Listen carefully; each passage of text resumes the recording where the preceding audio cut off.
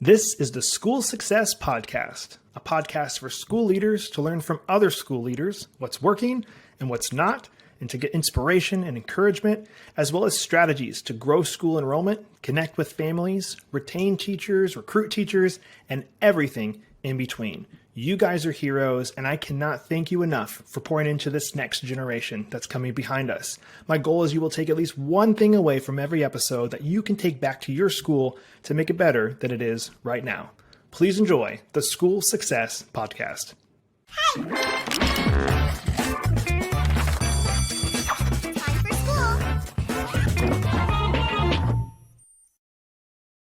Hey, School Success Makers. Welcome to another edition of the School Success Podcast. I'm your host, Mitchell Slater. I'm joined by a new friend up in the great state of Pennsylvania, Brian Hayden, who is the Chief Executive Officer of the Pennsylvania Cyber Charter School. And they are doing some really cool things in the state of Pennsylvania that I wanted to jump into and highlight today on today's episode. But before I spoil anything, I always want to make sure we introduce our guests. So, Brian, welcome to the podcast today, sir. Thanks, Mitchell. I really look forward to being able to tell the story of the Pennsylvania Cyber Charter School to all of your listeners.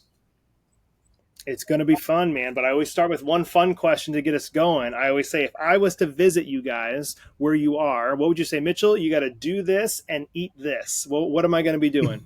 Well, so for Pittsburgh, one of the things we're famous for are Primanti sandwiches. You may have seen these. They put everything on the bread. So the meat, the cheese, lettuce, tomato, French fries, and coleslaw all on a piece of bread, 2 pieces of bread, and you get a meal to start out with there. So that was probably a very Pittsburgh thing to eat. If you wanted to see something in Pittsburgh, so I think one of the coolest things in the city of Pittsburgh, and we're a little bit away from the city of Pittsburgh, about 35 miles northwest, is the Cathedral of Learning at the university. It's this very tall, kind of Gothic-looking academic building, but in the lower levels, they have their nationality rooms. So these are classrooms. They're actually working classrooms that were built by different ethnic groups starting in the 1930s up until this day. So they represent, countries in Europe and Asia, Africa now, and they're just really kind of unique and different, and it's a great way to learn a little bit about a lot of different places in the world. That's awesome. All right. Well, I'll add it to the list. I did go to Pittsburgh last year for a school conference, and I got to try one of those sandwiches, and it was delicious. I took a picture of it, and I sent it to my dad because I know my dad would have wanted to try that. So fries on anything, I feel like, is a good, you're not going to go wrong putting fries on almost anything. Well, we put fries on everything here, salads, sandwiches. Yeah, it's like... I like it. I feel like I'm in the wrong state now because they don't do that here in Florida. So I love it. Well, as we dive in, I'd love you to share about the school first, and then I have a couple specific questions for you that I'd love to dive into. But tell me a little bit about how you guys started and what you guys are there to serve the state of Pennsylvania with. So the Pennsylvania Cyber Charter School is a public chartered online K-12 school. We're in our 23rd year of teaching right now. We're getting ready to wrap up in just a couple of weeks and have our commencement ceremonies at the beginning of June. But I think we have what's a pretty unique and interesting origin story, I like to call it. So, we're in the Pittsburgh region, and if your listeners know anything about this part of the country, Michigan, Ohio, Pennsylvania, West Virginia, they were industrial, highly industrialized communities, whether they were cities or the small towns like we are here in Midland, PA. And for decades, they thrived. And here it was steel. Other places was, auto, aluminum, whatever. And then in the 80s, as the deindustrialization of the Northeast started, these mills started to lay people off and ultimately close. In Midland, which is this little town that we're headquartered in, right on the Ohio border, along the Ohio River, was really severely impacted. Just to give you a scale of the mill, at one time there were more people working in the mill that lived in the town. That's how big it was. And at some point in the late 80s, Midland was forced to shut down its high school. They didn't have enough students. They didn't have enough resources. And they still maintain a K-8 school to this day, but they didn't have a high school.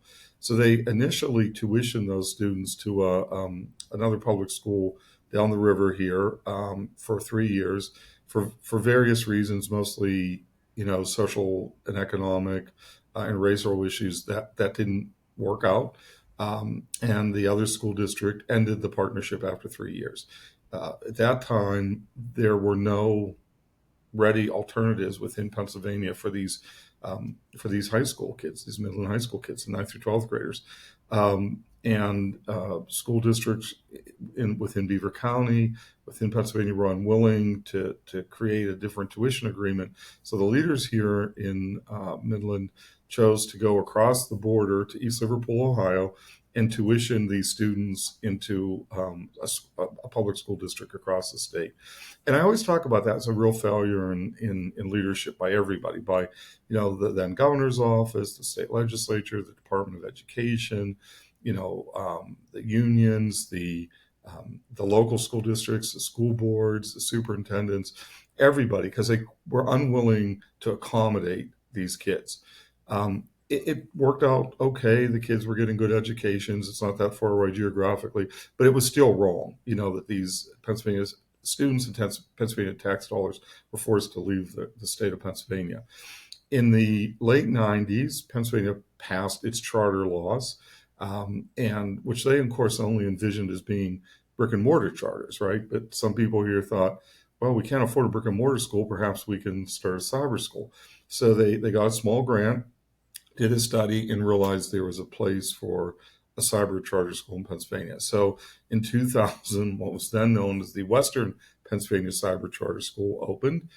They tell the story of the 251st student. So their initial charter was for 250 kids. Prior to the first day of school, they got their 251st application. They called the Department of Education, said, what should we do? And they said, keep enrolling. And they opened with 500 kids. We've now grown to over 11,000 students from all over Pennsylvania. But I think, you have to put in context, like what it was like to be a cyber student in 2000. For those of us old enough to remember, computers were very large. You had these massive monitors, you had the tower, you had the keyboards, you had dial-up, if people can remember dial-up internet.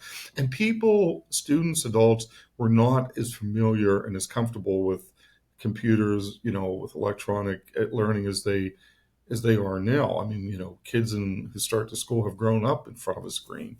There were no real protocols for this. Schools of education weren't teaching how to teach online. Families weren't that familiar with spending a lot of time, in this kind of environment. And there wasn't even really curriculum yet designed for online curriculum. So that was way before my time here, for full disclosure. So this is all what I've heard from those who have been around longer than I have. And it really was a great opportunity to learn and grow and develop. And, PA Cyber became a real national, standard for how to do online education. And, as students became more and more comfortable with learning this way, and families became more and more comfortable, the sector grew. There are now 14 cyber charter schools in Pennsylvania, and all of us have seen great enrollment, and it's a wonderful option for a segment of the public school population that's looking for an alternative. Hey, school success makers, just a really quick break from the episode to highlight our amazing sponsors over at America's Christian Credit Union. They are celebrating 65 years of service this year, and they provide essential school banking services and a tuition financing program for schools looking to reduce their risk and administrative burden. And you guys can find out all about them on their website, americaschristiancu.com/schools. That's americaschristiancu.com/schools. They are amazing over there, and I always like to say, if you're a school that collects tuition and you have a hard time collecting all of tuition at the end of the year, maybe it comes around May, June, you're like, man, we only got collected 95 or 98% of what tuition was owed to our school. One of the things you can do is have your parents get a tuition financing loan through the credit union, and then they pay the credit union directly, and you get your funds up front at the beginning of the year as the school. So you don't have to chase people throughout the year, and you can focus on what you do best, and that is loving and educating your students. And it doesn't cost your school anything to do it. So check them out online, americaschristiancu.com/schools. All right, back to the show. I love that you guys, and I know you said you hadn't been there since the super beginning of all of it, but obviously it served to solve the problem. It was a problem that arose, and you guys were able to take some of the laws and use it to solve problems, which I love. And so I kind of specifically talking into what you guys offer, what you guys do. I was homeschooled my whole life, so I have a huge love and respect for homeschool and how that's continued to grow, especially since COVID, just how it's continued to grow. But obviously it doesn't work for every single family, which is why like not the whole state of Pennsylvania is not inside of y'all's school. But what have you seen for like, why do people typically pull kids from schools? Like what has been happening that you guys have seen, maybe like an intake form? Like, why are people pulling kids from school to put them into y'all's school? So it's interesting, when we were new 23 years ago, typically they were homeschoolers, right? These were the traditional homeschool families that were looking for a little more structure, but without having to go into a building somewhere. And so we still have, a portion of those families. But today, a couple of decades later, it's much more diverse. There are many, many more diverse reasons for this. Somebody once said when I got here, if we have 10,000 students, we have 10,000 reasons.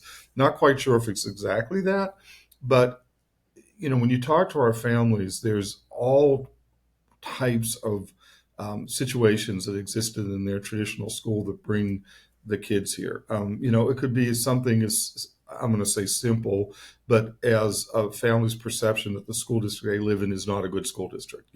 It's either not safe, or it's the buildings aren't in good shape, or the education isn't what they expect. So it could be something like that.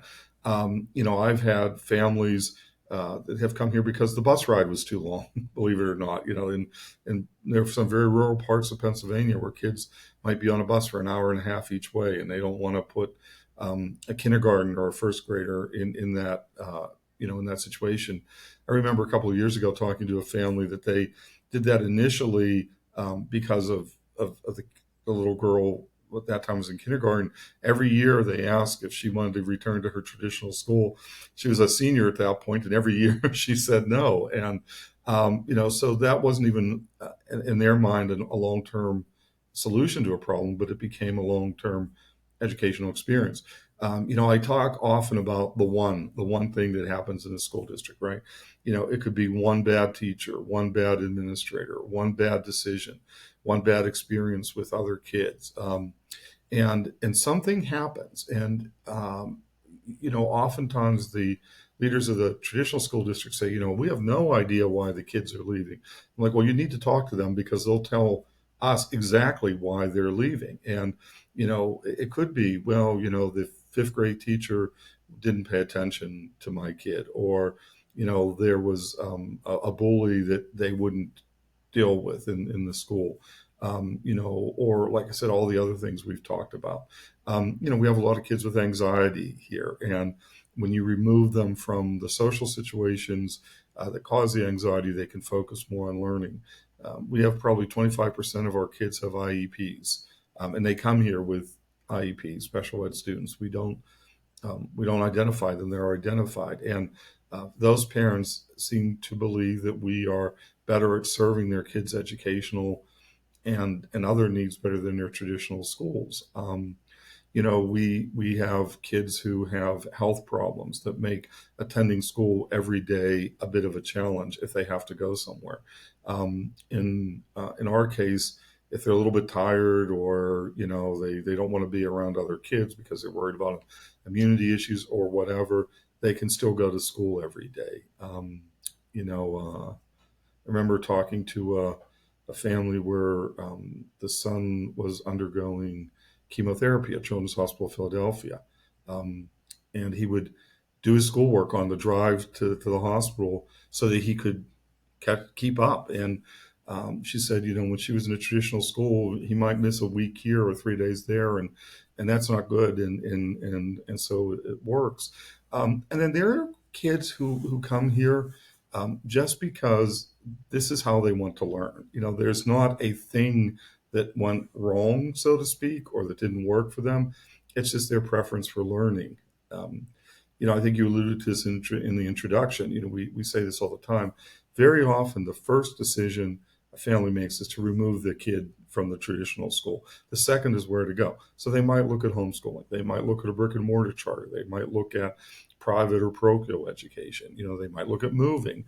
And then another option for them is cyber education. And, I always say that I think we have more accountability than any other type of school, because if a family is not satisfied here, if a student isn't doing well, if it's not the success that they want, they can leave like that.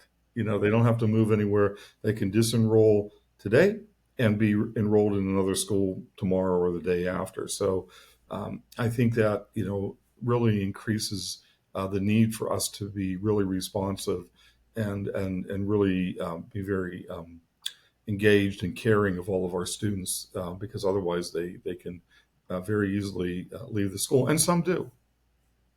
Yeah.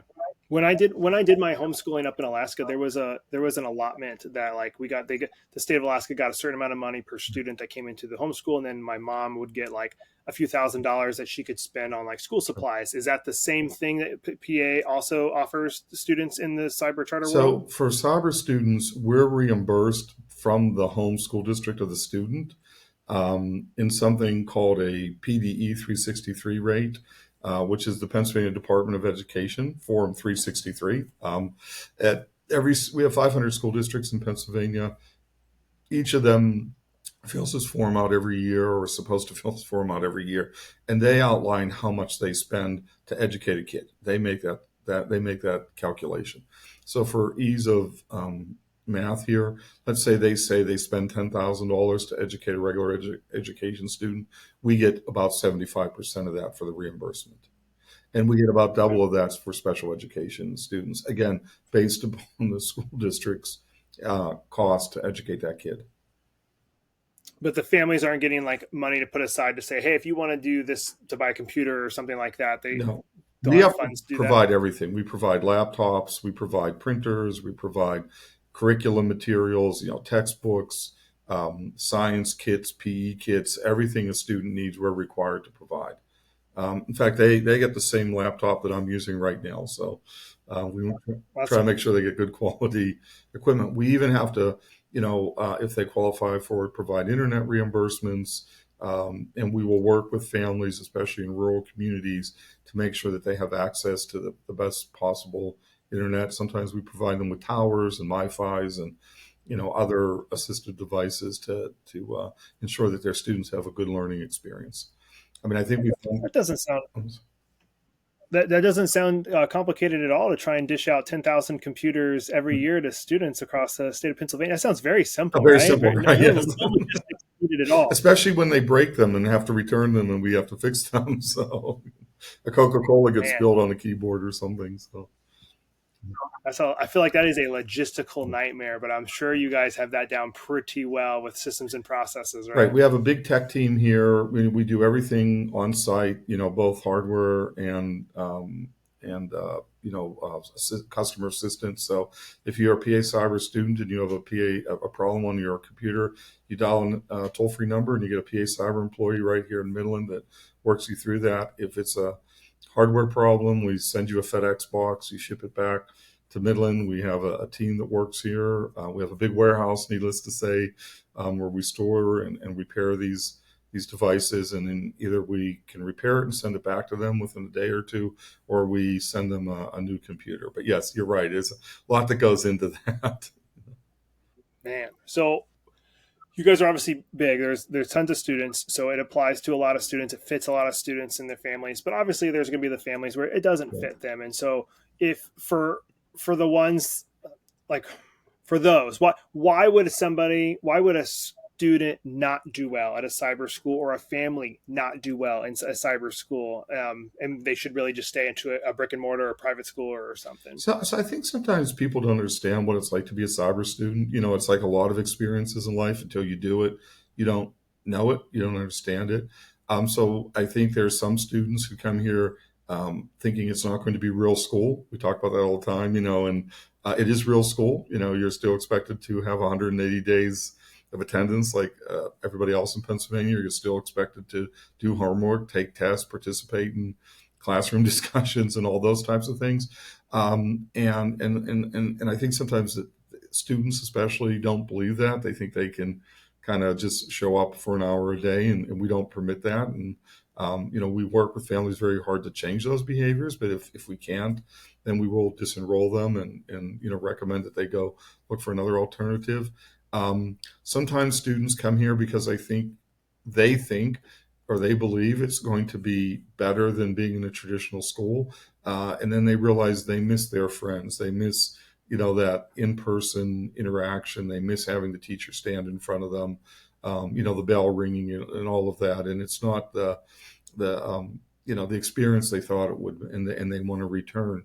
But one of the requirements that we have for all of our families, there's an adult at home. Now, we don't police this, obviously, we're not knocking on doors or something like that. But, one of the big keys is that there's, self-discipline, and there's the ability to regulate your time and make good use of your time without a teacher standing in front of you, without a bell ringing, without, administrators standing in the hallway to make sure you're on time. And so, that adult is key. It could be a parent, it could be a grandparent. Sometimes it's older siblings, but somebody to make sure the kid's up in the morning, that they turn their computer on at 8 o'clock like they're supposed to, and to sort of monitor what they're doing throughout the day. Some of our kids, to be honest, are probably better at that than the adults at home, and those tend to be the really, really successful students that we get here. We've gotten feedback from colleges that they love our students, those types of students, because that's more of a college experience where here's the syllabus, here's the expectations. We'll see you at finals week, and our kids tend to already have those skills of time management and taking responsibility for getting things done, knowing how to ask for help when you need it, which is, really key too. And just making sure you get your work done on time. Hey, school success makers, just a really quick break to highlight one of our amazing sponsors, and that is ClassReach. Now, ClassReach supports schools of all sizes from application to graduation. Take charge of your school with ease, power, and mobility using ClassReach, the school management software administrators and teachers love using. You can get your free demo at classreach.com. That's classreach.com. They are amazing people, and they provide this amazing SIS software for you to keep track of your students' grades, communicating with families that are enrolled, and a whole bunch more. So again, check it all out on their website, classreach.com. They are awesome. All right, now back to the show.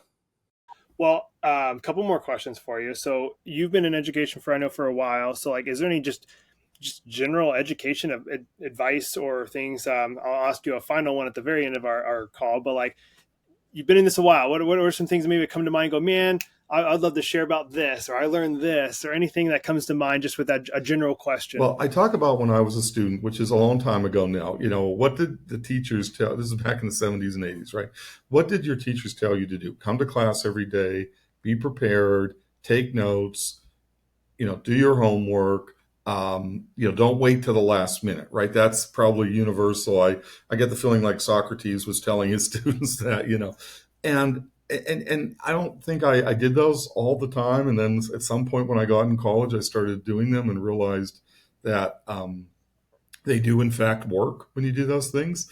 So I really don't see much of a difference for what a student and their family should be doing in a traditional school as much as they should be if they're at home in cyber school or being homeschooled like you were.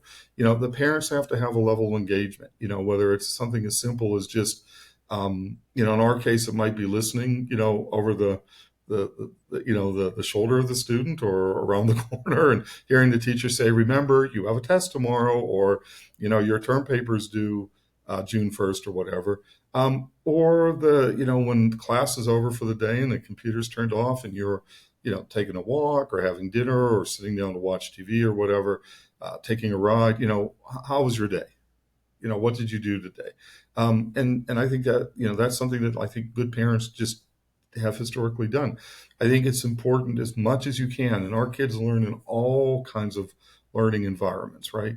I think it's important to create space that is good for the student, and I think that's different for everybody. I mean, you may have a kid that can, be in a hoodie and shorts and curled up on bed and be learning really well and paying attention really well. But you also might have a kid that needs to be sitting in a straight back chair with a desk in front of them and no other distractions, maybe a map on the wall or something like that. But you need to set that space aside, for your kid, so that it's not just the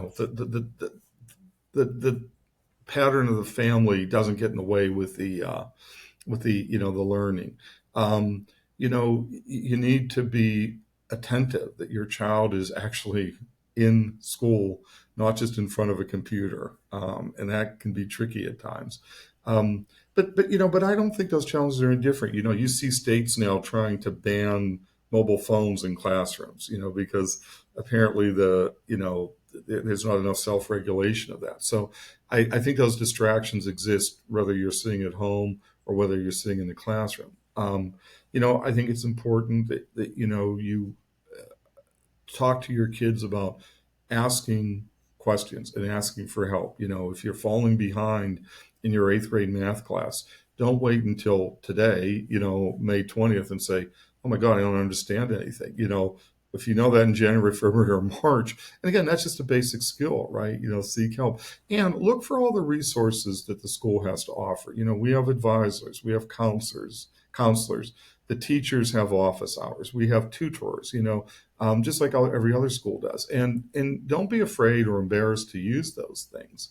The other thing, too, I think it's really important, and again, in any school experience, is to be involved in the school. We've got 60 or 70 online clubs that we have. We have 9 regional offices across the state that have everything from, art classes to Valentine's dances and everything in between. If you can go to those, we've got field trips all over the state, whether it's a potato chip factory or the Gettysburg battlefield and or a Broadway play or a minor league baseball game. Do those things. Be involved. We have National Honor Society. We have a school newspaper.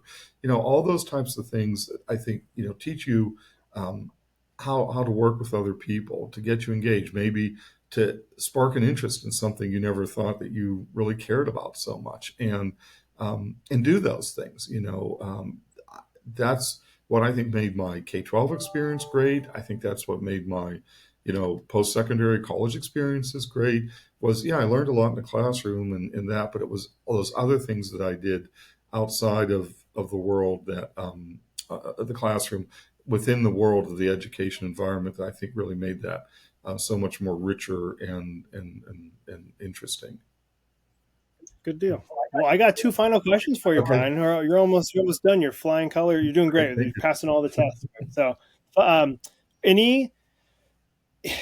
I know you guys are big, so obviously things are working well, but any marketing flops or anything, even just things you guys tried as a school, let's try this initiative or try this club or try that, whatever it could be that maybe just didn't go well, that you could share with the audience of other school leaders to say, maybe if they're interested in trying to do those things, not saying that it's going to flop for everybody. Was there anything that you'd be like, man, it just didn't go as well as we thought it would, and we learned a lot from it? Anything pop in your mind for that? So I talk about this, when the pandemic started and it was clear that schools were going to be closed longer than 2 weeks. If you remember, that was the beginning. We're just going to be shut down for 2 weeks.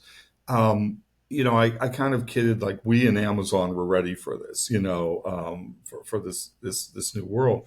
But we found out that there were a lot of things that we learned from that experience too.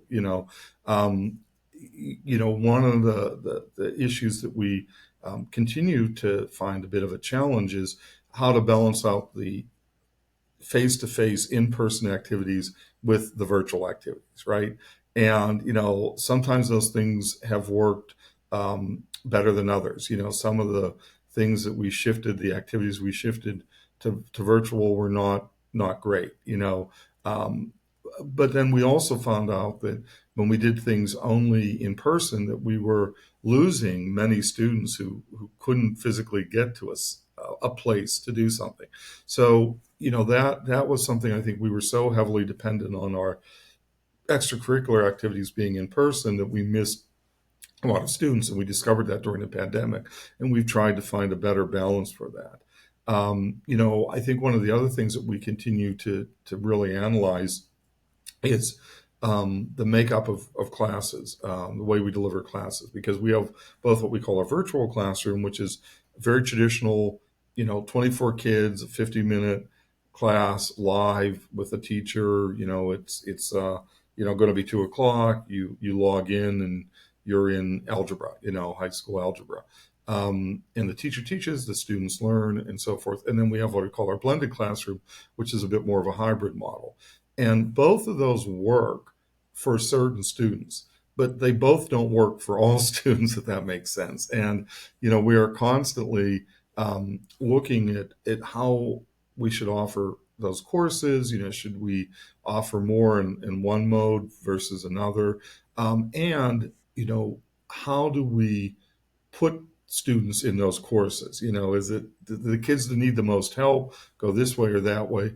And that is something that, I don't think we've completely mastered 100%, and it's something that we continue to be very cognizant of. We talk to our families and so forth, just to try to make sure we're doing that in the absolute way.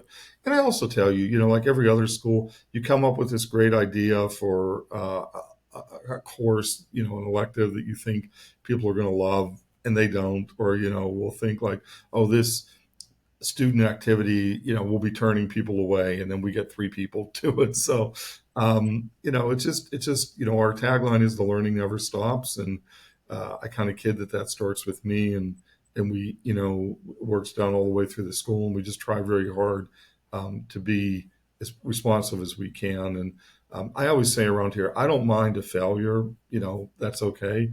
I do mind when you see there wasn't planning before the failure, and then there's no assessment after it. So, if you go into something with a good plan, and then you look at it afterwards and it doesn't work, that's fine. But, we especially in our part of the world can't stand still. We have to constantly be moving forward, whatever that means, and then how quickly that is another question. Okay, love it. Well, final question for you, Brian. Like I said, I've already multiple times, you've been doing this a while, but if you were to share one piece of advice with all the other school leaders listening, what would that one piece of advice be? So, sometimes, what they say, it's better to be, lucky than smart, right? So, when I first got here, for some reason, they printed my work cell phone number on my business card. I didn't think about it, and I let them do it. And, I hand it out to colleagues and business people, but I also give them to families. And I will get text, and I will get calls from typically parents, but occasionally a student will also do that. But one of the things that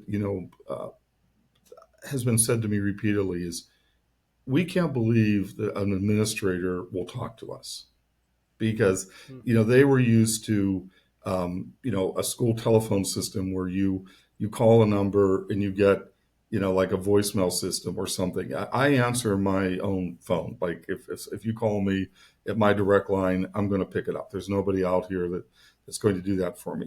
Same thing with my mobile phone, same thing with my emails. We only have human beings answering our phones here. So you can't even get into the, press 1 for administration, press 2 for IT or whatever. But I think some of these families, part of the frustrations in their former school was they felt that they weren't heard. They felt that they weren't listened to. They felt that they weren't cared about. And the simple fact that I pick up a phone or will respond to a text, it makes a huge difference in their perception of the school. And I didn't plan that; it just sort of happened that way. And I have found out that the simple fact that I call them back or respond to a text like pretty quickly, whatever their anger was begins to dissipate because they know somebody's paying attention to them.